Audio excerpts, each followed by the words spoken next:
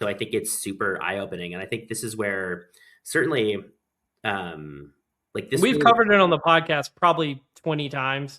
I cornered Herman Agennis at a conference and tried to really, get him to come on here. He keeps blowing me off.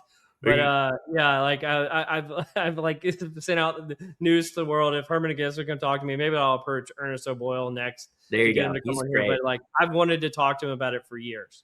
And I think this idea, it was really provocative. I had not seen this article yet. So I was like, oh, this is on my read. So it's on my full article reading list. I haven't read the whole thing yet, but this idea that we have to think about, like, can we just call somebody a star? We have to think about them relative, like how we're going to think about how we perceive them. Like it really just, I don't know that I have any super insightful reactions other than,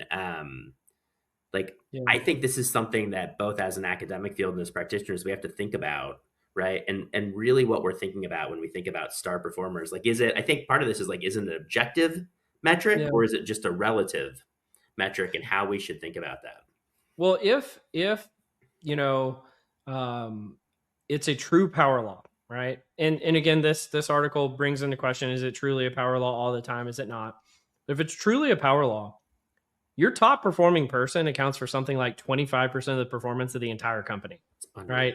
And your top 10% of people account for 80% or so, almost 80%. So if it's truly a power law, which brings me back to the point I was making about in the last article of like, again, I know it was like a made up scatter plot. Yeah. You had the one dot that was the highest performer. So it was above 3 standard deviations, highest job performance in the company, and they were deselected.